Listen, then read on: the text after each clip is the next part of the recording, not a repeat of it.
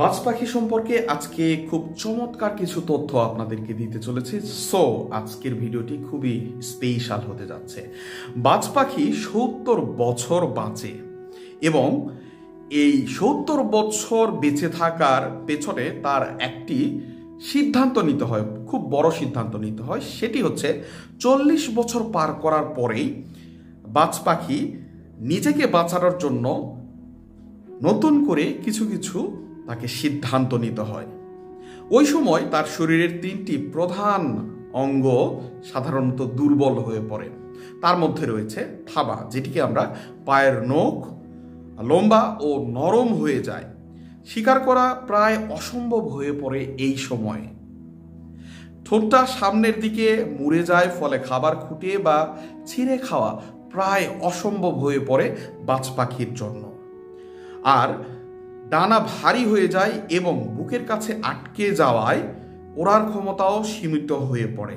ফলে শিকার খোঁজা বা ধরা বা খাওয়া তিনটেই তার পক্ষে প্রায় অসম্ভব হয়ে পড়ে। তাহলে কি এখন বাজ পাখি সিদ্ধান্ত নিবে সে কি মারা যাবে? না।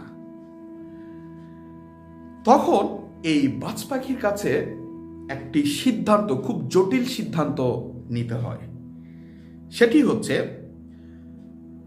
হয় তাকে আত্মহত্যা করতে হবে, না হলে শকুনের মতো যে কোনো মরা প্রাণীর মাংস ছিঁড়ে ছিঁড়ে খেতে হবে, অথবা নিজেকে পুনরুস্থাপিত করতে হবে। তবে হ্যাঁ, আপনারা ঠিকই শুনেছেন যে নিজেকে পুনরুস্থাপিত করতে হবে।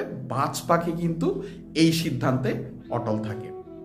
এজন্য বাজ পাখি তখন একটা খুব উঁচু পাহাড়ে আশ্রয় নেয়, সেখানে বাসা বাঁধে, শুরু করে বাঁচার জন্য নতুন একটি অধ্যায় এবং প্রচেষ্টা।